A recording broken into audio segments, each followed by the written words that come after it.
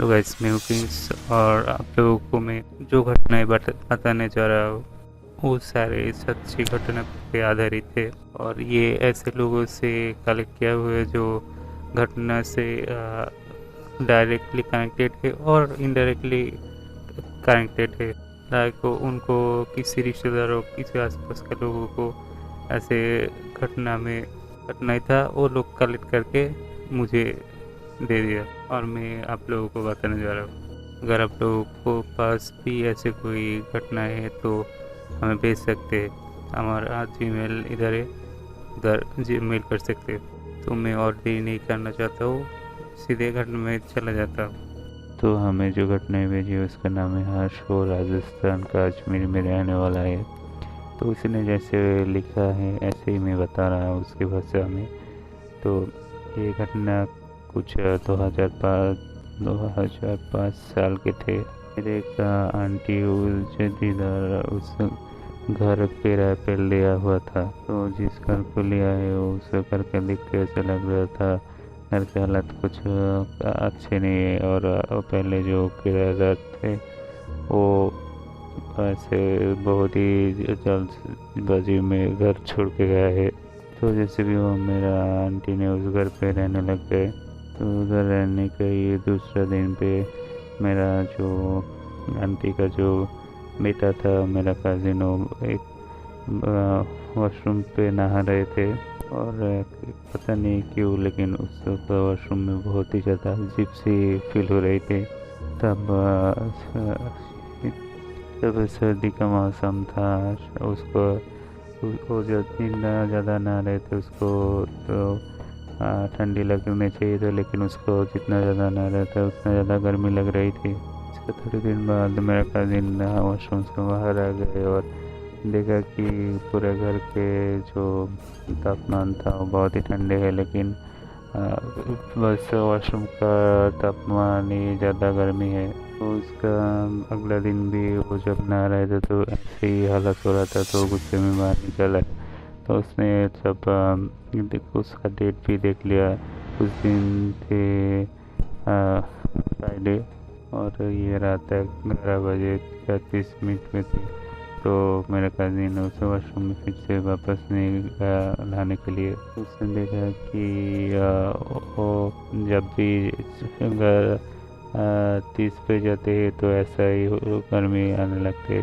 तो उसका रहने का 23rd डे पे ही वो बाहर से काम करके और जल्दबाजी में उस वॉशरूम पे नहाने गए और उसको पता नहीं था कि उस दिन में भी फ्राइडे थे। उसका अचानक से गर्मी लग गई नहाने के बाद।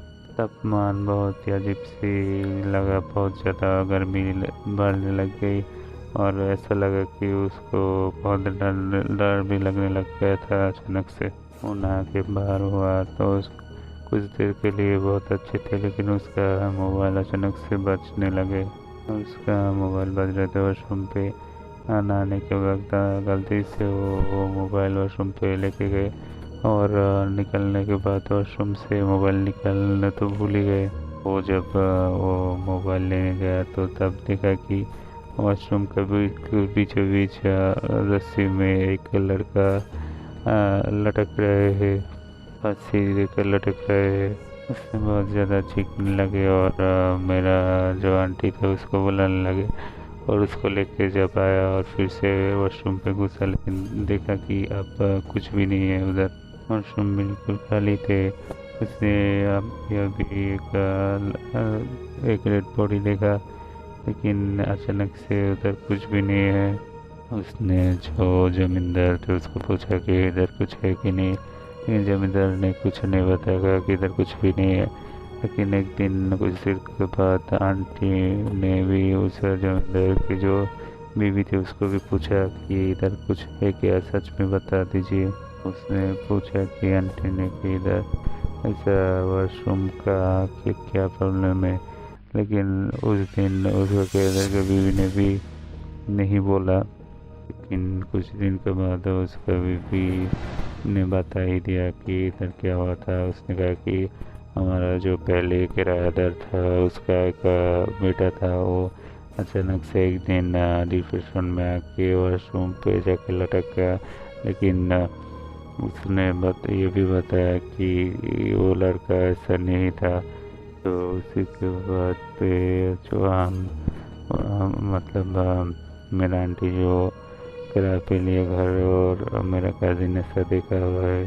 तो आज के लिए इतना ही है। अगर आप लोगों को किसी को घटनाएँ ऐसे सच्ची घटनाएँ आप लोगों के पास और मेरे पास भेजना है तो आप लोग डिस्क्रिप्शन पे ईमेल मिल जाएगा, उधर रिकॉर्डिंग करके भेज सकते। अगर आप लोगों ने रिकॉर्डिंग किया तो एक ही बात कहूँगा कि उसको हिंदी में करना है और कोई लैंग्वेज में रिकॉर्डिंग करके नहीं भेज सकते।